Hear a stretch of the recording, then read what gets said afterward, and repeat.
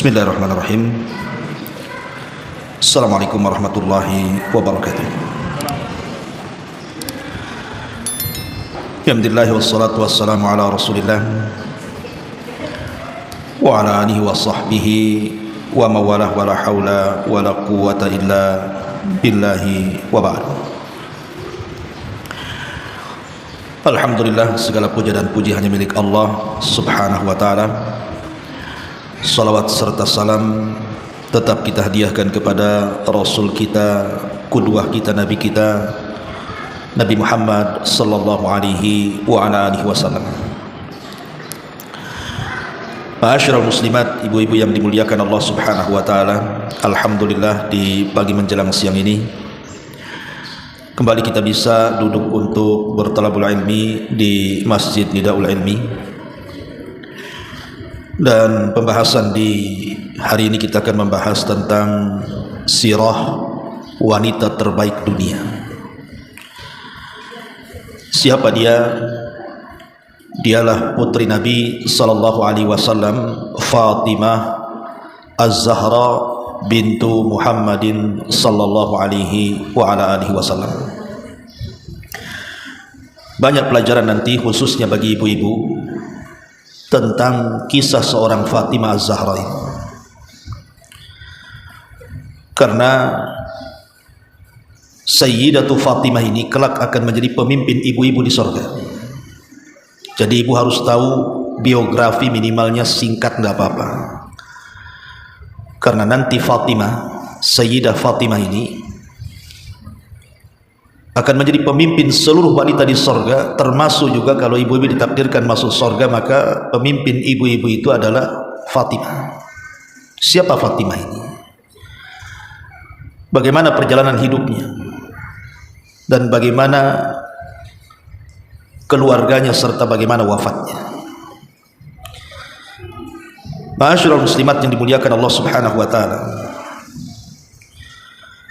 di dalam hadis Nabi sallallahu alaihi wasallam, Nabi sallallahu alaihi wasallam mengatakan, "Kamula minar rijal katsirun." Laki-laki yang sempurna itu banyak. Walam yakmul minan nisa illa arba'ah. Tetapi wanita-wanita yang sempurna itu tidak banyak, hanya ada 4 wanita saja di dunia ini. Siapa mereka? Pertama, Asiyah bintu Muzahim. Asiyah bintu Muzahim ini istri daripada Fir'aun.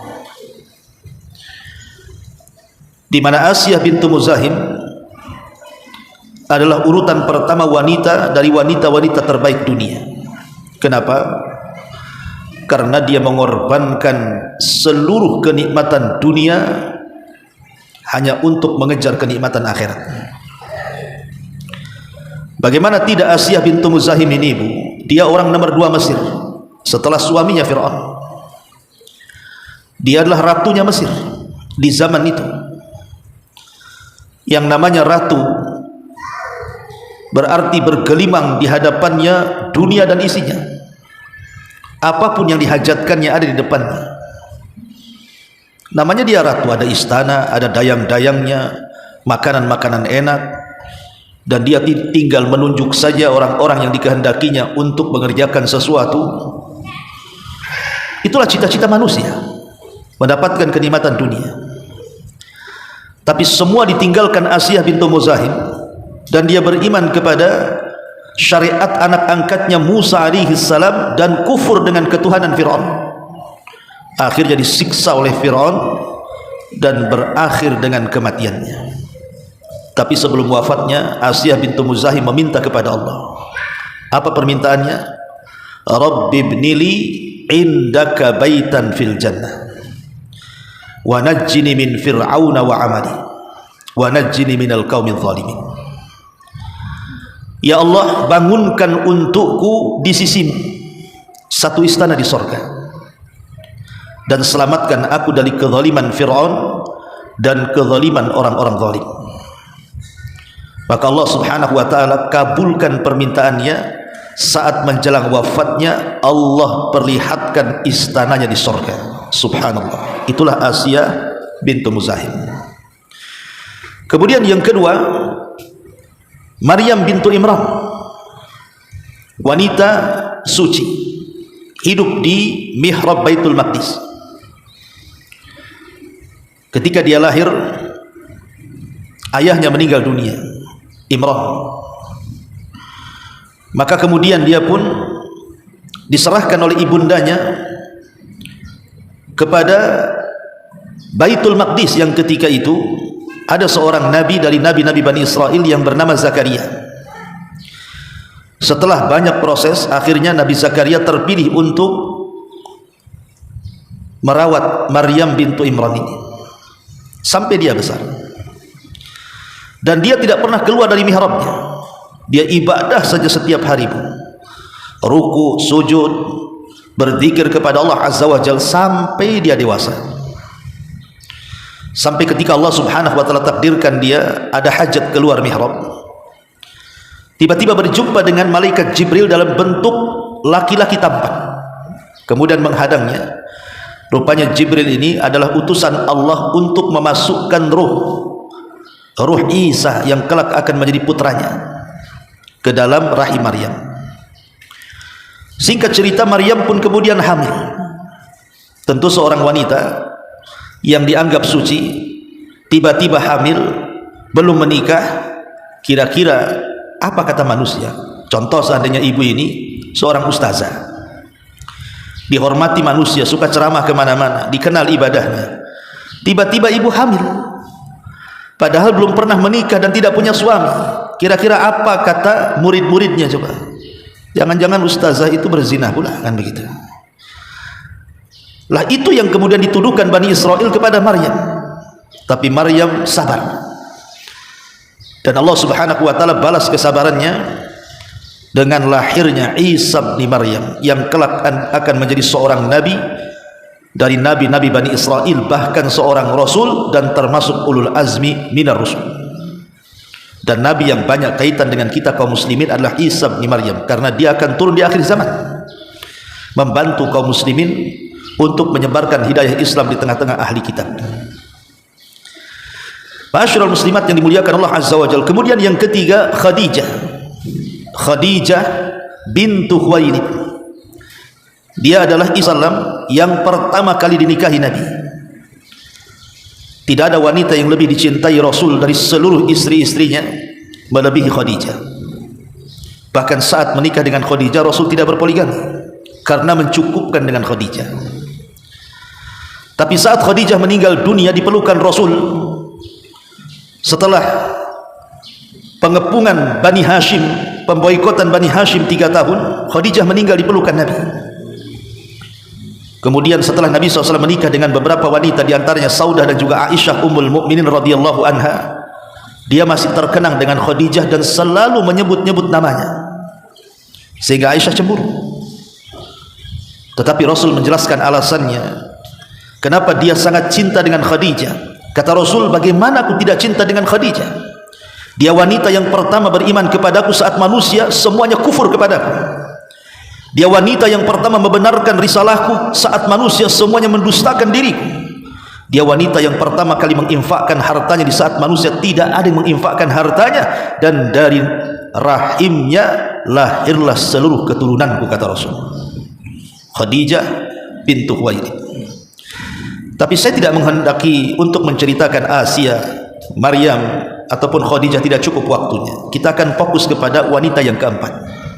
Dialah Fatimah Az-Zahra bintu Rasulullah sallallahu alaihi wa ala alihi wasallam.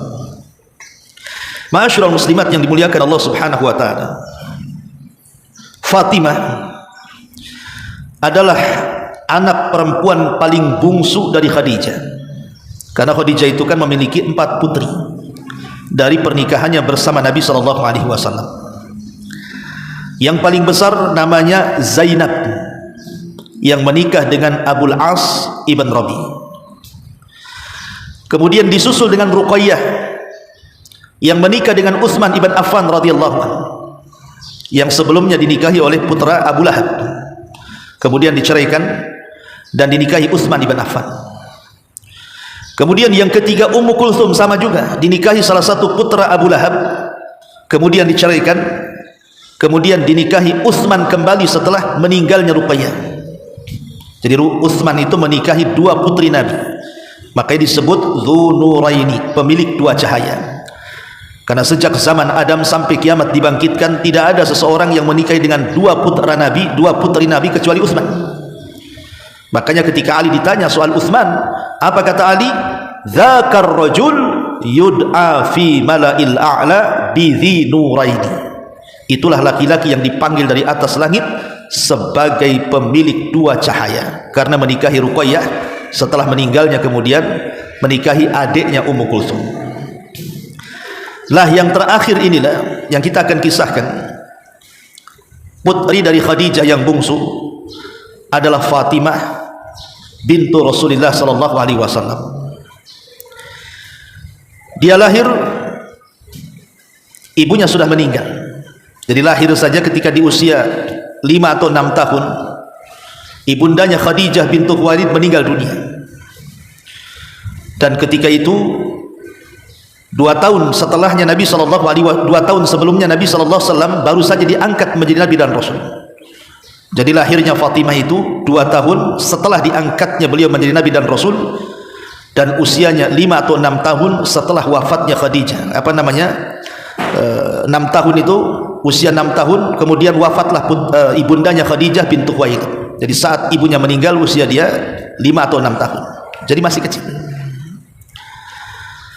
Lah Fatimah ini menyaksikan bagaimana ayahnya Nabi sallallahu alaihi wasallam mendapatkan tekanan hebat dari orang-orang Quraisy, sementara dia masih kecil.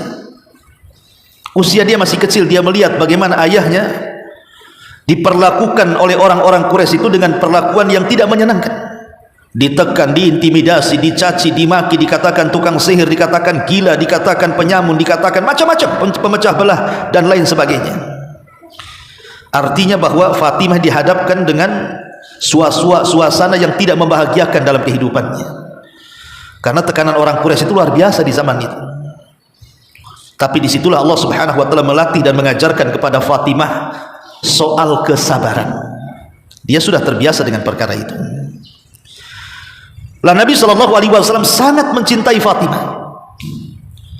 Bukti kecintaan Nabi sallallahu alaihi wasallam kepada Fatimah, kalau Rasul sedang duduk di majelis, kemudian Fatimah datang, Rasul berdiri, kemudian menghampiri Fatimah, kemudian memeluk dan menciumnya.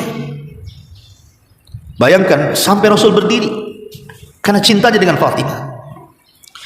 Bahkan apabila Nabi SAW datang dari safar, Rasul datang dari safar nih, maka kebiasaan Nabi SAW datang dari safar itu, beliau ke masjid, kemudian melaksanakan 2 rakaat sunnah pulang dari safar. Dan ini banyak yang tidak mengamalkan sunnah ini. Jadi setelah safar datang ke masjid, salat 2 rakaat. Lah sebelum menemui istri-istrinya, maka Nabi SAW akan menemui Fatimah dulu. Subhanallah. Jadi sebelum dia datang kepada istri-istrinya, yang ditemui pertama kali setelah safar adalah Fatimah putrinya, karena cintanya Nabi SAW kepada Fatimah ini. Baru setelah menemui Fatimah, baru Nabi SAW menemui istri-istrinya. Dan itu sebuah pertanda cintanya seorang Nabi kepada putrinya, dan namanya selalu disebut-sebut. Jadi Nabi SAW ini selalu menyebut-nyebut Fatimah. Sampai satu hari ada salah satu pembesar itu memiliki seorang putri. Jadi ada seorang wanita putri dari pembesar-pembesar kabilah. Lah putri dari pembesar kabilah ini mencuri. Kemudian sampailah perkara ini kepada Nabi SAW. Tentu sebuah kriminal kalau sudah sampai ke pengadilan maka tidak bisa dibatalkan. Maka karena dia putri daripada seorang pembesar kabilah, orang-orang pun merasa kasihan kalau sampai dipotong tangannya. Akhirnya kemudian mereka pun mengatakan, bagaimana kalau seandainya kita bicara dengan orang yang paling disayang Nabi, namanya Usamah putra Zaid ibn Harithah. cucu angkat Nabi. Bilang sama Usama supaya ngomong sama Nabi, bisa enggak dibatalkan hukuman potong tangan itu. Maka Usamah pun kemudian datang kepada Rasul meminta agar Rasul mengurungkan niat memotong tangan wanita itu. Maka Nabi SAW marah dan mengatakan, ya Usama, atashfa'u fi haddin min hududillah.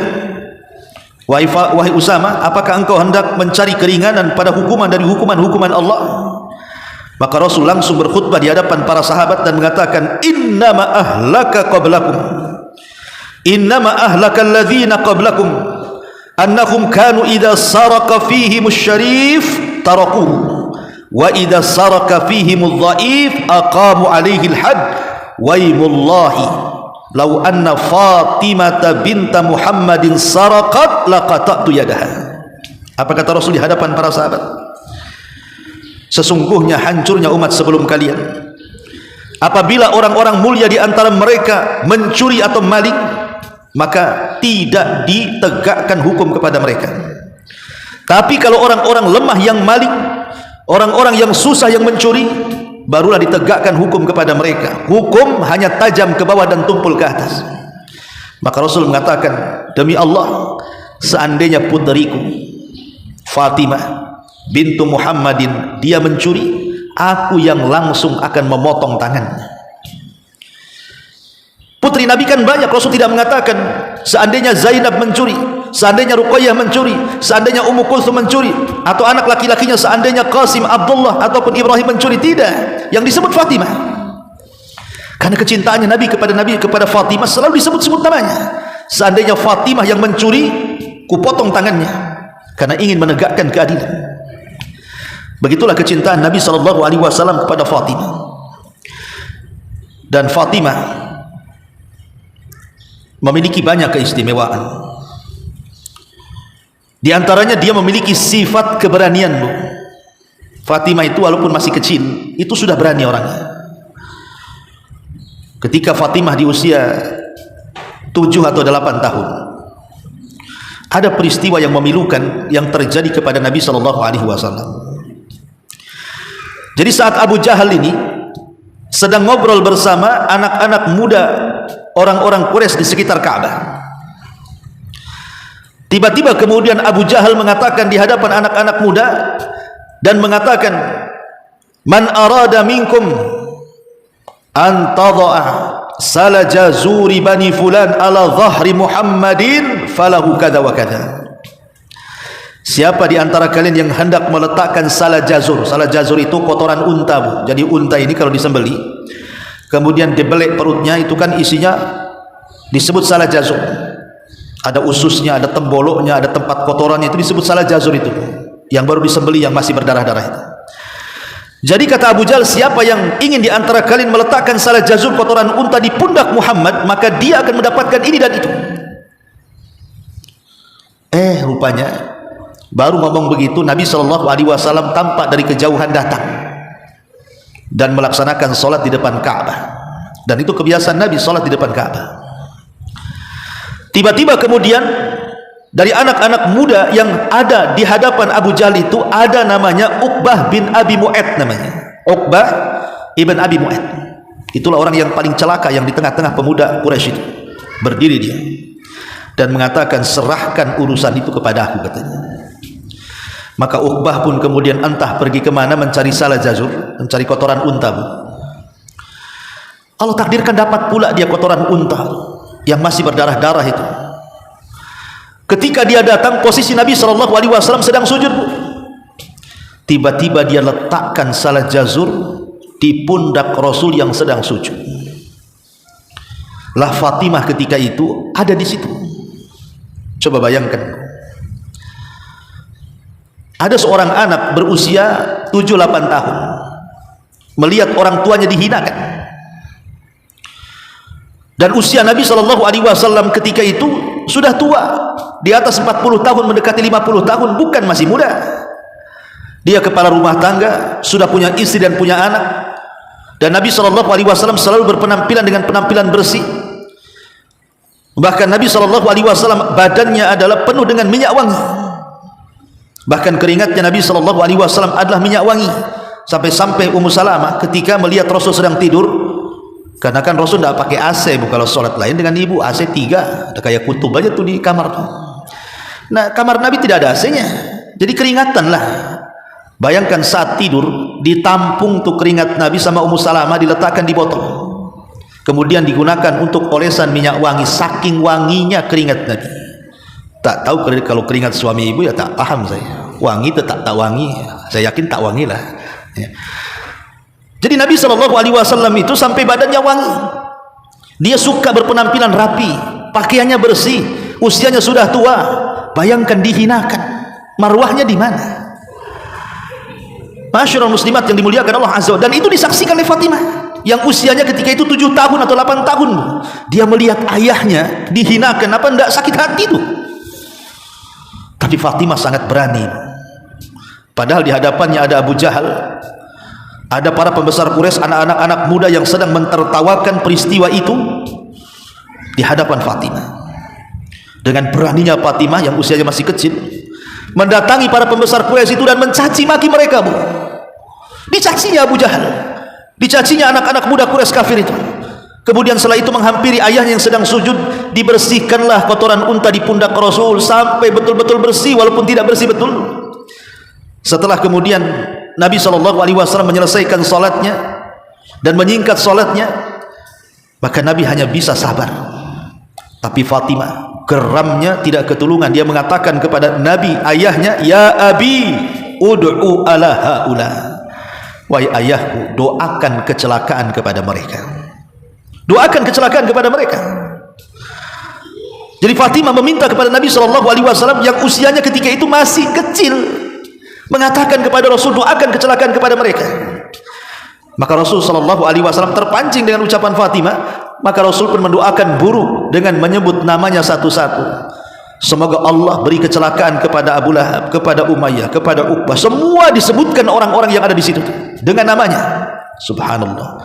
Semua orang yang dilaknat Rasul saat peristiwa itu, semua terbunuh dan terhina di perang Badar. Allah kabulkan doanya. Tapi syahidnya di sini, lihat bagaimana keberanian Fatimah, putri Nabi SAW. Ma'asyiral muslimat yang dimuliakan Allah Subhanahu wa taala. Ketika Nabi SAW melihat gelagat Ali radhiyallahu anhu, kayaknya dia suka dengan putrinya. Jadi Fatimah ini sudah menginjak dewasa. Ada gelagat Ali radhiyallahu anhu suka dengan putrinya. Dari situ Nabi SAW tahu. Makanya setiap orang atau laki-laki yang datang melamar Fatimah ditolak Nabi. Datang Abu Bakar ditolak, datang Umar ditolak, datang para pembesar, para sahabat Rasul yang ingin melamar Fatimah, semua ditolak Nabi. Karena Rasul tahu, dan Rasul sudah mempersiapkan Fatimah untuk siapa? Untuk Ali radhiyallahu anhu. Dan Ali ini laki-laki miskin, tidak punya apa-apa, dia hidup bersama Nabi sejak usia 10 tahun sampai dia dewasa. Kata Nabi SAW, ya Ali, aturidu Fatimata. Ali, nampaknya kau suka dengan Fatimah, kau mau menikah dengan Fatimah. Maka Ali radhiyallahu anhu dengan cekatan mengatakan, tentu wahai Rasul, aku suka dengan Fatimah. Kata Nabi SAW, engkau mau menikahi putriku, kira-kira maharmu apa? Ditanya maharnya, bu. Kata Ali, la syai'a ya Rasul, aku tidak punya apa-apa wahai Rasul. Lihat, mau nikah tidak punya apa-apa, itu namanya modal nekat. Tapi Nabi SAW mengatakanlah, bukankah dahulu aku pernah memberimu baju besi? Kata Rasulullah, Ali, dulu kan aku sudah kasih kau baju besi. Di mana tuh baju besimu tuh? Kata Ali, masih ada wahai Rasul. Juallah baju besimu, menikahlah dengan itu, katanya.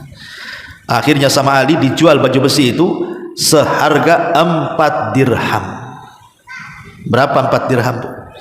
1 dirham itu kan kalau diemaskan ya kurang lebih 2,5 gram. 2,5 gram berarti kalau 1 gramnya 1 juta, anggaplah 2,5 juta kali 4, berarti 10 juta lah itu modal nikahnya, bu.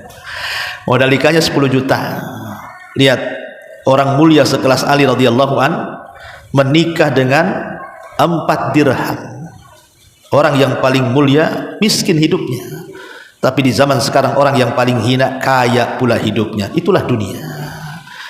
Ma'asyiral muslimin, muslimat yang dimuliakan Allah Subhanahu wa taala. Maka setelah kemudian ditentukan waktunya, maka menikahlah Ali radhiyallahu an dengan Fatimah bintu Rasulullah sallallahu alaihi wasallam, pernikahan yang sangat sederhana yang harus ditiru oleh kaum muslimin. Sekarang lihat banyak orang menikah itu, Bu, subhanallah, sampai ngutang-ngutang dia menikah tuh. Ngutangnya nggak kira-kira ratusan juta, karena ingin supaya pernikahannya itu bukan hanya nikah tapi juga ingin viral kalau bisa tuh. Setelah nikah datang tuh tagihan utang, stres, akhirnya bertengkar, cerai pula. Baru nikah dah cerai. Kan tidak begitu, Bu. Harusnya kalau orang berpikir itu, nikah itu sederhana saja, karena hidup yang paling penting itu adalah setelah pernikahan. Itu yang kita perlu modal, perlu rumah, perkakasnya, perlu kendaraan, perlu pekerjaan, dan begitu seterusnya kan. Ini enggak, di zaman sekarang dihabis-habiskan waktu nikah, habis nikah pusing bayar utang. Masalah, Bu. Ya. Lihat pernikahan putri Nabi SAW Fatimah, sangat sederhana, dengan 4 dirham saja. Dari pernikahan Fatimah dengan Ali radhiyallahu an, lahirlah anak-anak hebat dunia. Saat lahir putra pertama namanya Hasan, maka Nabi SAW datang kepada Ali, "Ya Ali, siapa nama putramu?" Kata Ali, "Ja'far." Kata Rasul, "Jangan, sebaiknya ganti nama putramu, jangan Ja'far." Kata Ali, "Kalau begitu apa wahai Rasul?" Maka kata Rasul, "Kasih nama putramu Hasan." Hasan itu artinya baik. Dan nanti kalau istrimu punya anak lagi, kasih nama Husain. Jadi sebelum lahir adiknya sudah dikasih nama tuh. Akhirnya kemudian lahirlah Hasan, kemudian setelahnya lahirlah Husain, kemudian setelahnya lahirlah Muhsin, kemudian setelahnya lahir Ummu Kulthum.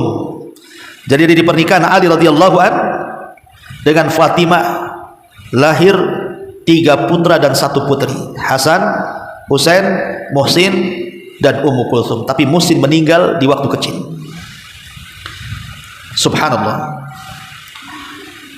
Ketika para ulama menceritakan biografi Fatimah, bagaimana Fatimah tidak punya kemuliaan, sampai-sampai dia katakan, "Hiya ibnu man, hiya ummu man, hiya zawjutu man." Fatimah ini anak siapa, ibu siapa, dan istri siapa?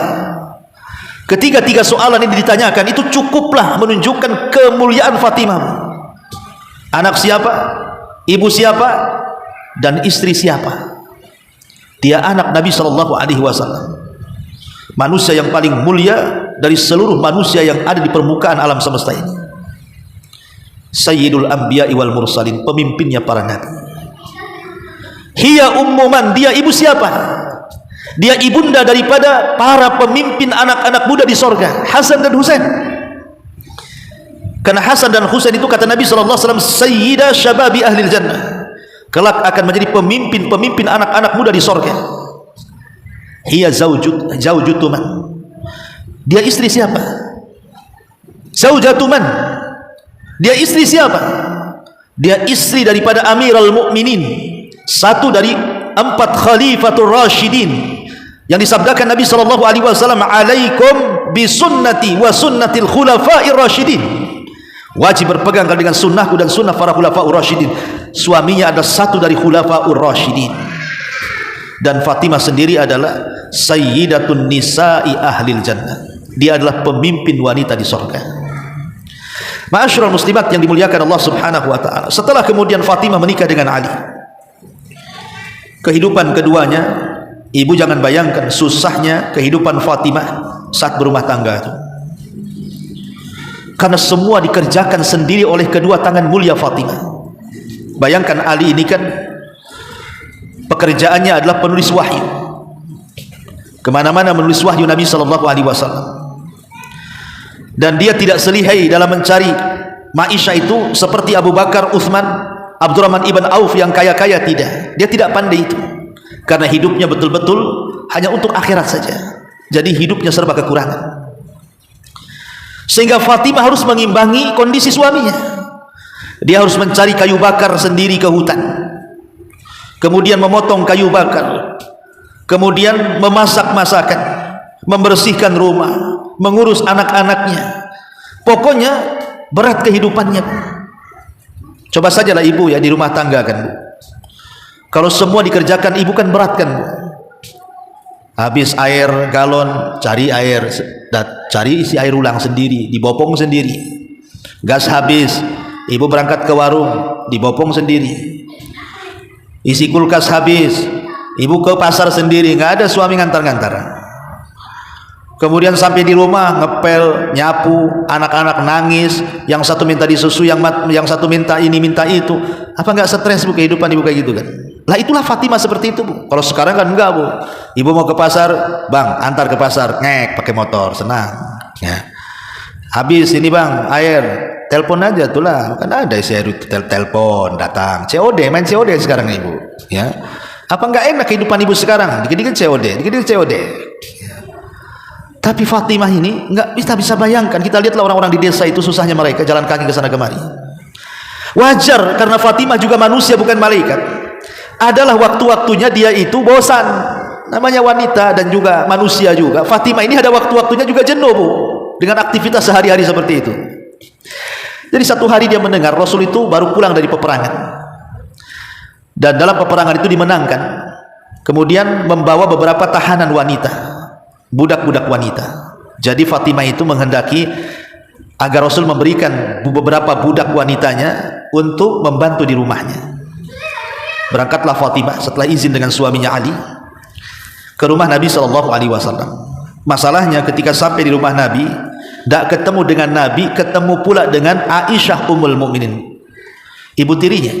Dan ingat bahwa Fatimah itu umurnya lebih tua dibandingkan Aisyah Bu.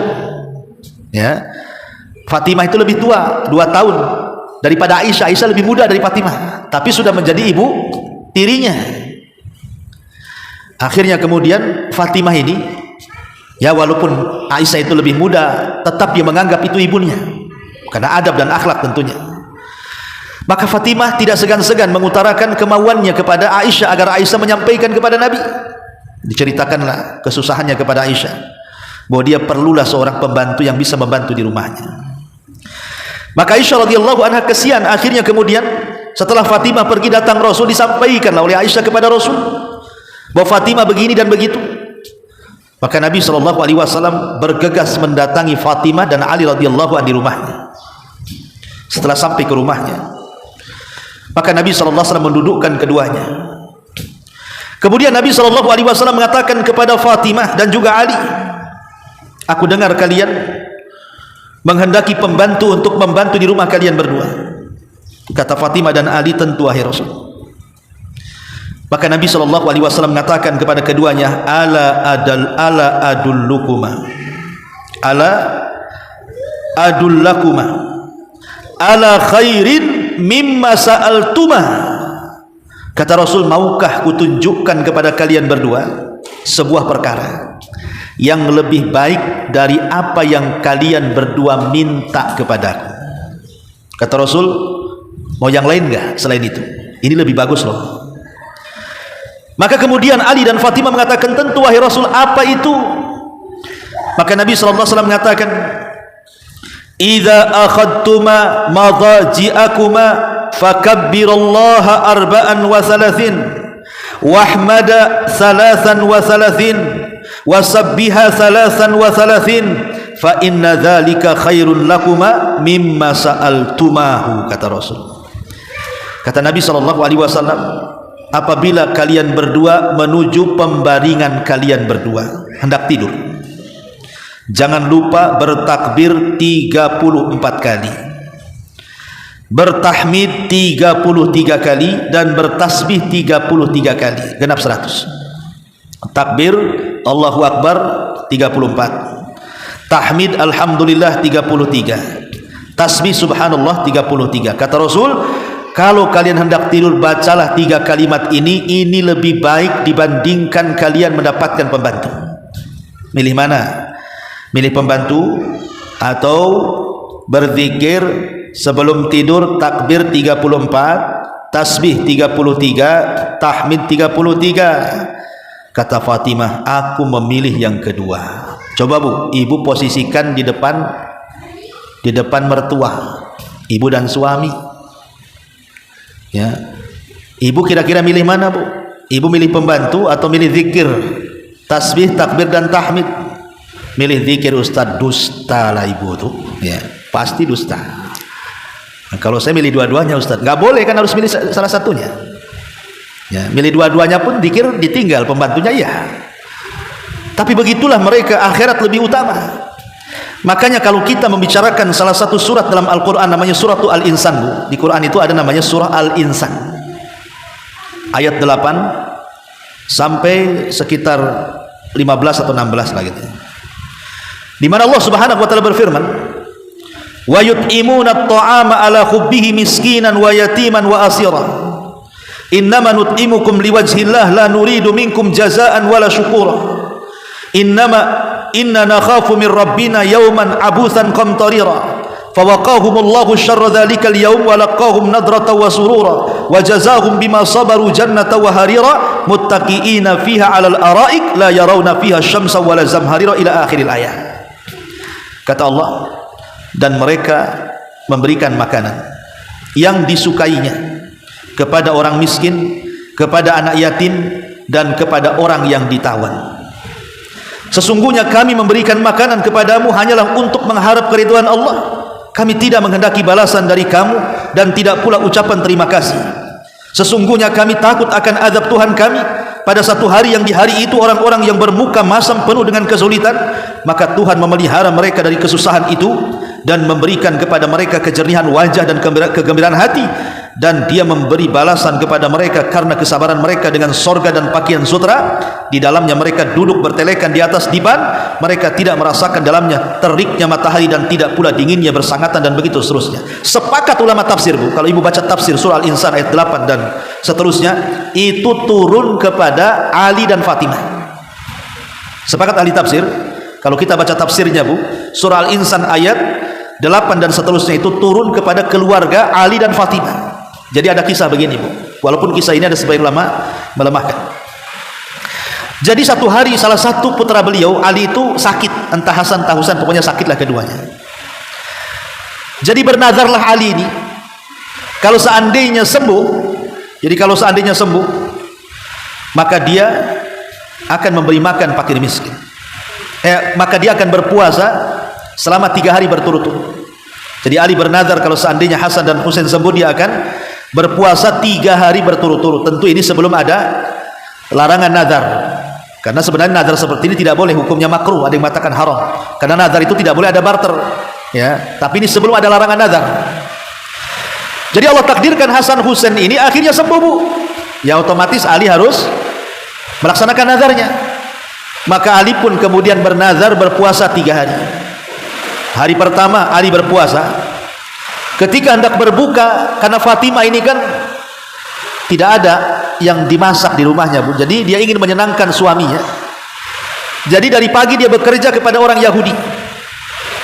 Kemudian orang Yahudi itu memberikan upah kepada Fatimah. Lah upahnya ini yang kemudian oleh Fatimah dibelikan makanan enak, dibuatkan makanan enak untuk suaminya dalam rangka berbuka puasa. Harusnya gitu, Bu. Jadi kalau suami puasa Senin Kamis, ibu tak puasa, ibu masak masakan yang enak untuk suaminya supaya ibu dapat pahala puasa juga. Begitu juga sebaliknya, kalau ibu yang puasa, suaminya belikan makanan enak supaya suaminya juga dapat pahala puasa. Jadi akhirnya kemudian saat berbuka, Bu, itu makanan sudah ada di depannya. Tiba-tiba ketika hendak berbuka bertepatan dengan azan maghrib, tiba-tiba rumahnya diketuk, Bu. Diketuk rumahnya tuh. Pas dibuka rupanya yang mengetuk itu adalah fakir miskin. Ada orang yang sedang kelaparan, ada orang miskin yang datang ke rumah Ali meminta-minta makanan. Maka Ali radhiyallahu an melirik makanan yang dibuat oleh istri tercintanya Fatimah, itu makanan yang paling disukai dia, Bu. Kemudian Ali mengatakan kepada Fatimah, "Wahai Fatimah, bagaimana kalau makanan ini kita berikan kepada orang miskin itu?" Kata Fatimah, ya sudahlah. Akhirnya diberikan pula makanan kesukaan itu. Dan Ali pun hanya makan tamar kurma kering dan air putih saja. Kemudian hari kedua, Ali berpuasa lagi. Fatimah juga ingin menyenangkan suaminya. Kemudian hendak berbuka dengan makanan yang lezat, tiba-tiba diketuk pula lah tuh yang kedua kali rumahnya. Pas ditengok, rupanya anak yatim yang datang. Kelaparan, megang perutnya anak yatim ini. Maka Ali mengatakan kepada Fatimah, bagaimanalah kalau makanan ini kita kasihkan kepada anak yatim, wahai Fatimah? Kata Fatimah, ya nggak apa-apa. Dikasihkan lagi itu makanan kesukaannya. Akhirnya Ali hanya buka dengan tamar dan air putih saja. Hari ketiga dia berpuasa lagi. Fatimah juga menyediakan makanan enak juga. Ketika hendak berbuka, diketuk pula lah itu yang ketiga kali rumahnya. Rupanya yang datang tawanan perang, kelaparan, meminta makan. Maka Ali radhiyallahu an kemudian mengatakan kepada Fatimah, bagaimana kalau makan itu kita kasihlah kepada dia. Akhirnya dikasih. Ali pun hanya makan tamar dan juga air putih. Dari sinilah Allah turunkan, wa yut'imuna at-ta'ama ala hubbihi miskinan wa yatiman wa asira. Dan mereka memberikan makan yang disukainya kepada orang miskin, anak yatim, dan orang yang ditawan. Turun ayat ini kepada Fatimah dan Ali. Lihat bagaimana kehidupan mereka itu hanya akhirat-akhirat saja, Bu. Saya nggak yakin, Bu, kalau ibu umpamanya lagi makan enak nih di rumah nih, suami sudah gajian, akhirnya ibu masaknya, ya gulenya, ya satenya, ya rendangnya, semua lah ada di meja tuh. Tiba-tiba rumahnya diketuk, Bu, orang miskin datang. Kira-kira ibu ngasih satu meja sama orang miskin tuh, Bu? Nggak yakin saya. Paling yang ada ditengok dari balik gorden kan, Bu. Nampak yang minta-minta, ditutup lagi gordennya. Bukan ngasih, ditutup gordennya. Atau paling pun kemudian membuka pintu itu, paling ya diusir kan itu. Nggak ada orang. Atau kalaupun dikasih ya sekedarnya kan. Itulah kita bakhilnya, Bu. Kadang-kadang kita ini bakhil. Tapi lihat bagaimana Fatimah dan keluarga Ali ini luar biasa mengajarkan kedermawanan kepada kita kan. Sampai memberikan makanan yang dicintainya tuh. Ini pelajaran besar luar biasa yang diajarkan keluarga Ali dan Fatimah kepada kita. Ma'asyiral muslimat yang dimuliakan Allah Azza wa Jalla, yang namanya keluarga, Bu, siapapun lah, saya, ibu, atau siapapun, pasti kan ada lah masalah-masalah itu. Nggak mungkin keluarga itu tidak ada masalah, Bu. Karena berkeluarga itu pasti ada saja masalah-masalah, entah dari suami atau dari istri, atau dari orang tua atau dari anak, ada saja, Bu. Keluarga yang tidak pernah bermasalah itu, Bu, itu cuma satu, adanya di sinetron. Ya, adanya di sinetron Korea. Itulah, memang kalau itu memang tak ada masalah karena itu settingan kan, Bu. Tapi ibu kalau tidak sedang bersinetron, pasti ada masalah. Lah keluarga Ali itu sama juga bermasalah, Bu. Namanya manusia bermasalah. Fatimah dengan Ali ini, entah urusannya apa, masalahnya apa, bermasalah lah sampai Ali ini keluar rumah, meninggalkan istrinya, kemudian ke Masjid Nabawi, tidur di Masjid Nabi. Nabi SAW datang, kemudian hendak menjumpai Ali, datang ke rumah Fatimah. Sampai di rumah Fatimah, tak nampak pula Ali, dan dia lihat muka Fatimah itu nampaknya lagi ada masalah dengan suaminya. Rasul tahu, tapi Nabi SAW tidak hendak mengorek masalahnya apa. Itulah mertua baik itu seperti itu, Bu. Ibu kalau punya anak nanti sudah jadi ibu, ya sudah jadi mertua. Kalau ada masalah dengan anaknya atau mantunya, jangan pernah dikorek masalahnya, tapi didamaikan masalahnya. Ada apa sih dengan kamu tuh? Apa sih masalahmu tuh? Masalah suamimu tuh apa? Jangan, Bu. Itu urusan mereka berdua. Jadi kalau ada curhat dari anak, Bu, soal suami atau sebaliknya, ibu tidak usah dengar masalahnya, tapi ibu nasihati berdamai. Berdamai. Disuruh baikan, ya. Karena kalau ibu tahu masalahnya, kadang-kadang dendam, akhirnya pro sama anaknya, kontrak sama suaminya. Nah, itu masalah nantinya, berat sebelah, tidak imbang. Maka Nabi SAW hanya mengatakan, Aina Ali? Fatimah, di mana Ali? Akhirnya kemudian Fatimah mengatakan, oh Ali keluar, kemungkinan ada di masjid, wahai Rasul. Akhirnya kemudian Rasul pun mencari Ali, dan betul Ali ada di masjid sedang tidur. Maka kemudian karena sayangnya Rasul kepada Ali, Ali sedang tidur dan masjidnya Rasul itu kan penuh dengan tanah, karena beda dengan masjid sekarang, ada keramik, ada sajadah, ada permadani, ada enggak. Masjid Rasul itu masih berkalang tanah, Bu. Jadi Ali ini tidur di atas tanah, jadi bahunya itu penuh dengan debu. Maka Nabi SAW ingin mencandai Ali dan mengatakan, kum ya Aba Turab, kum ya Aba Turab, bangun wahai bapak tanah. Wah, bangun wahai bapak tanah. Ali terperanjat datang Nabi, dan itulah kemudian kalimat Abu Turab disukai Ali, karena itulah julukan yang dikasih Nabi, ya. Maka kemudian Rasul pun membawa Ali pulang, kemudian mendamaikan Ali dengan Fatimah. Lihat bagaimana Nabi SAW ketika itu tidak menyalahkan Ali, tapi menasehati putrinya Fatimah dan mengatakan, ya Fatimah, innaha lamra'ata bimra'atin la tajidu ra'ihata zawjiha. Hei Fatimah, seorang wanita itu tidak punya kehormatan, tidak punya penghargaan kalau dalam satu hari dia tidak mencium bau suaminya. Ini sebuah kinayah dari Rasul, sebuah kinayah dari Nabi SAW bahwa jangan seorang wanita itu memancing-mancing masalah dalam keluarga. Jangan memancing-mancing masalah dalam keluarga. Walaupun suami itu di posisi salah, Bu, anggaplah suami di posisi salah, maka Islam itu mengajarkan yang pertama kali minta maaf itu adalah perempuan. Istri minta maaf sama suami walaupun di posisi suami yang salah, Bu. Karena sifat suami itu kan dia egois, dia ingin menang sendiri. Ibu harus pahami, itulah kekurangan laki-laki. Kekurangan laki-laki itu pengen menang sendiri, pengen seolah-olah dia tidak pernah salah. Itu kekurangannya. Sebagaimana kekurangan ibu pun suka mengingkari kebaikan suami. Jadi masing-masing itu ada kekurangan, Bu. Kalau wanita itu kurangnya qusurul fitri, ya, tidak suka memandang rendah kebaikan suami. Jadi walaupun suami berbuat baik kepada ibu mungkin ratusan tahun, kemudian suami berbuat salah, pasti ibu akan mengingkari kebaikannya dan mengatakan, engkau tidak pernah berbuat baik kepadaku, katanya. Padahal udah kasih rumah, dikasih gaji bulanan, dikasih makan, dikasih anak pun masih dibilang kau tidak pernah berbuat baik. Atau dengan bahasa lain, memang kau ini tak ada perasaannya, katanya. Jadi bahasa-bahasa halusnya lah kan. Itu kekurangan ibu, kami laki-laki maklumi, ya. Itulah kekurangannya. Pasti kalau kita melakukan kesalahan itu pasti diingkari itu sama ibu tuh. Memang kau ini tak ada perhatian. Lah, dikasih gaji bulanan gak diperhatiin itu. Nah, itulah bahasa-bahasa istri kan. Lah suami berbeda pula kekurangannya, Bu. Seolah-olah dia paling benar aja tuh, padahal dia salah tuh. Seolah-olah dia benar semua. Itulah kekurangannya. Ibu harus sabar di situ. Sebagaimana suami juga harus sabar kekurangan istrinya karena suka mengingkari nikmat, maka istri pun harus sabar karena suami itu memang suka egois. Maka mintalah lebih dahulu, apalagi memang sorga seorang istri itu di rumahnya, bukan di luar rumah. Kalau ibu cari sorga di luar rumah nggak akan dapat. Ya, sorganya ibu-ibu itu di rumah. Maka lebih banyak mengalah.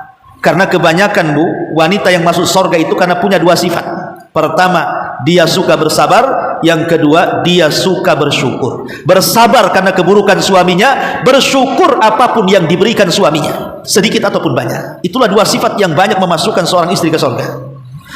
Ma'asyiral muslimat yang dimuliakan Allah Subhanahu wa taala. Lah kau Ustaz ini makin memojokkan kami pula di sini, katanya. Iyalah, ini kan kajian ibu-ibu. Kalau saya kajian bapak-bapak ya saya hantamlah bapak-bapak kan.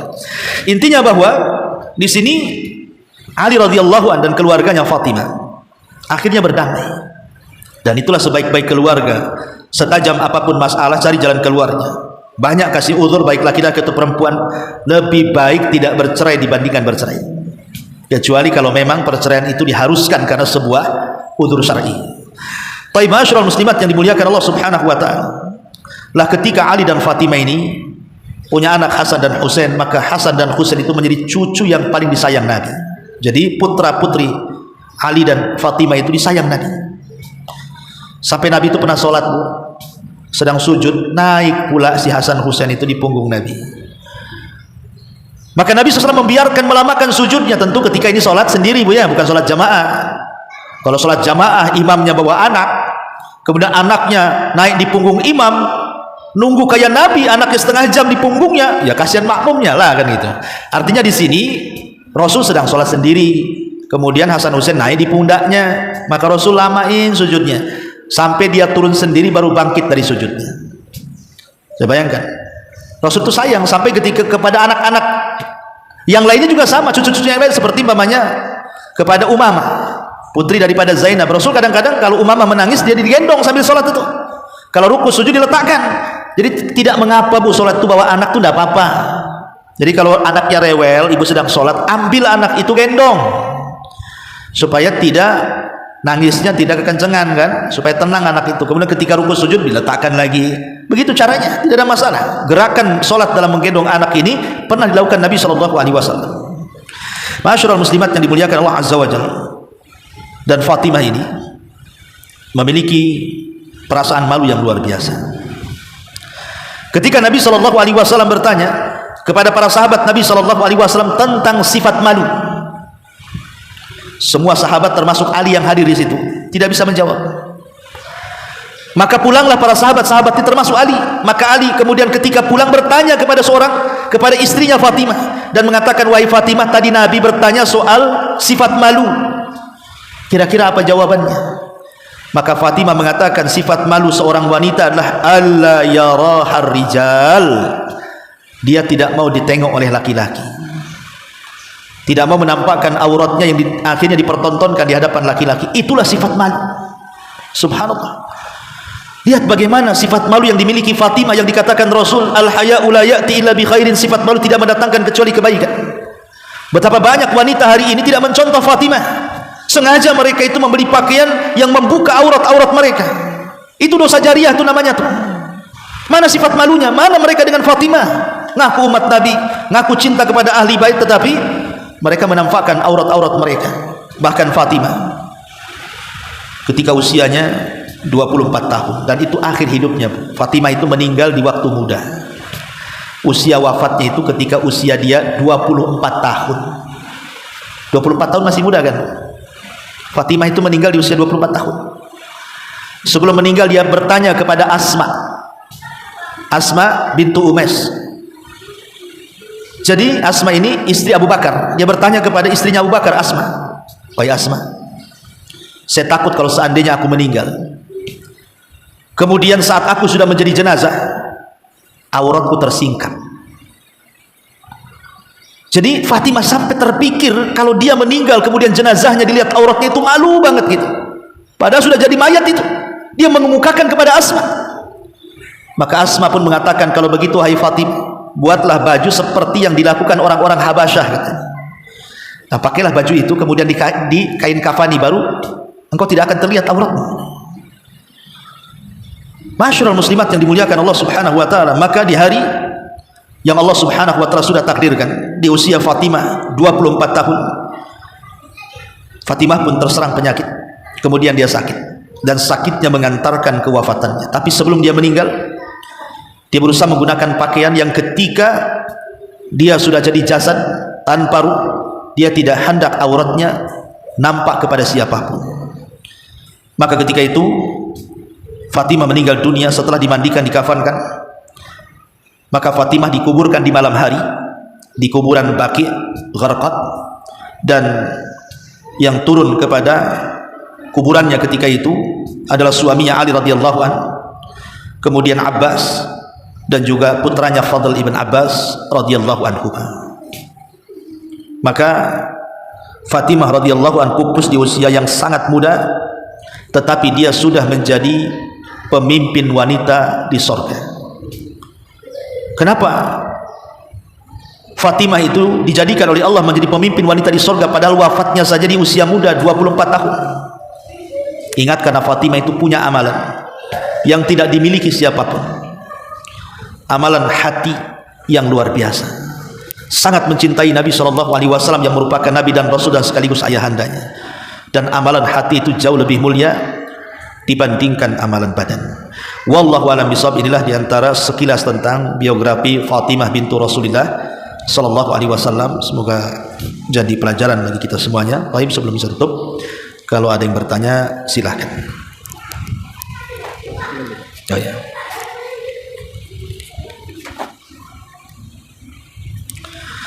Ya, di sini ada pertanyaan, apa batas menjalin hubungan dengan tetangga? Yang kedua, apakah juga ikut kajian wirid, kumpul-kumpul sesama tetangga? Iya, dalam Islam tetangga itu adalah bagian daripada orang yang harus kita hormati. Sampai Jibril selalu mengingatkan Rasul untuk berbuat baik kepada tetangga, sampai-sampai Rasul menyangka tetangga itu jadi ahli waris karena seringnya Jibril mengingatkan soal tetangga. Dan tetangga itu ada 3 macam, Bu. Ada tetangga yang ada hubungan kekerabatan dengan kita, maka dia punya 3 hak. Hak tetangga, hak kerabat, dan hak seorang muslim kalau dia muslim. Yang kedua, ada hak itu, ada tetangga itu bukan kerabat orang lain tapi dia seorang muslim, maka tetangga yang seperti ini punya 2 hak. Pertama, hak bertetangga. Yang kedua, hak seorang muslim. Yang ketiga, tetangga itu bukan muslim, bukan kerabat, dia non muslim, dia kafir, tapi tetangga kita, tetap dia punya hak satu, namanya hak bertetangga. Apa hak bertetangga itu? Kalau dia kafir, ya jangan mencegah perabotan-perabotan yang ada di rumah kita kalau tetangga pinjam. Walaupun dia kafir, umpamanya tetangga kafir itu pinjam panci, pinjam gelas, pinjam kompor, pinjam gas, pinjam galon, pinjam motor, pokoknya terserah lah. Ibu jangan larang, kasih, ya, karena kalau ibu larang itu namanya wayamnaunal maun, namanya. Disebut dalam surah Al-Maun termasuk orang yang mendustakan agama. Ara'aital ladzi yukadzibu biddin. Jadi batas hak bertetangga itu yang wajar. Ya, menghormati tetangga, menanya keadaannya. Kalau dia seorang muslim, kalau dia sakit ya kita kunjungi. Kalau dia mati ya kita antarkan jenazahnya ke kuburannya. Kalau berjumpa dia kita mengucapkan salam gitu, Bu, ya. Kalau dia minta dinasihati ya kita nasihati. Ya, pokoknya kalau dia minta bantuan kita bantu semampu kita. Jadi yang sifatnya ya kebaikan. Kita berusaha dekat dengan tetangga. Karena tetangga ini terkadang lebih tahu dulu musibah kita dibandingkan saudara. Tetangga tahu kita sakit, saudara kita tak tahu sakit karena saudara kita jauh, ya. Makanya sama tetangga tetap harus baik. Tapi kalau seandainya dalam hal-hal yang tidak baik, maka tidak perlu kita ikut tetangga. Tetangga ngadakan umpamanya acara ulang tahun anaknya. Lah, ulang tahun ini bukan dari Islam. Ulang tahun ini acaranya orang kafir. Yang suka ulang tahun anak itu orang kafir. Orang Nasrani, orang Yahudi, orang Islam itu tidak ada ulang tahun anak. Tiba-tiba anaknya ulang tahun, datang undangan ke ibu, hadirlah Bu, anak saya ulang tahun, mau niup lilin, mau motong kue dan begitu seterusnya. Enggak perlu hadir. Ngapain hadir? Karena itu bukan acaranya orang Islam, ya. Jadi kalau acaranya orang Islam, jelas-jelas acaranya orang Islam, banyak ibu tetangga buat pengajian, undang ustadz, kemudian ibu diundang ngaji, ya nggak apa-apa, itu kan bagus. Tetangga ngundang, dia baru dapat rezeki, ngajak makan-makan, ibu datang, ya datanglah makan-makan, rugilah tetangga datang makan-makan, ya kan. Jadi kalau sifatnya kebaikan nggak masalah. Tapi kalau sifatnya di dalam yang mengandung kesyirikan, mengandung bid'ah, mengandung hal-hal maksiat umpamanya, ya sebaiknya tidak usah datang, tidak ada masalah. Kalau ibu bisa menjelaskan, maka itu lebih baik lagi. Tapi kalau seandainya ibu bisa ngasih alasan, maka tidak ada masalah. Terkadang mencari yang lebih ringan madaratnya itu perlu. Contoh umpamanya, ya, ikut hadir di acara ulang tahun anak itu lebih besar dosanya dibandingkan berdusta. Ibu berdusta aja, maaf nih hari ini saya ada acara, padahal tak ada acara, Bu, untuk menghindari hadir di ulang tahun. Ini sama-sama dosa kan, Bu? Ngomong afwan ada acara itu dosa karena dusta ibu kan, tapi hadir di acara pun makin berdosa. Nah, berarti terkadang kita harus memilih 2 dosa mana yang lebih ringan. Tapi kalau ibu bisa menjelaskan lebih baik lagi. Oh maaf, saya tidak bisa hadirkan, itu acara bukan acara orang Islam. Ya, lakum dinukum waliyadin lah, itu acaranya orang-orang non muslim. Nah, kalau ibu jelaskan lebih bagus lagi, dengan lembut tentunya, ya, dengan santun, dengan bahasa yang tidak menyinggung. Tapi kan ada orang yang kadang-kadang mau menjelaskan itu berat, kadang-kadang kan, Bu. Maka cari alasan lain. Terkadang alasan itu terkadang harus berdusta, ya. Maka tidak mengapa, ya, berdusta, tapi untuk menghindari dosa yang jauh lebih besar lagi. Wallahu a'lam bishawab. Ya, ini yang bisa saya sampaikan, mudah-mudahan ada manfaatnya. Sudah 11:30 juga mau zuhur.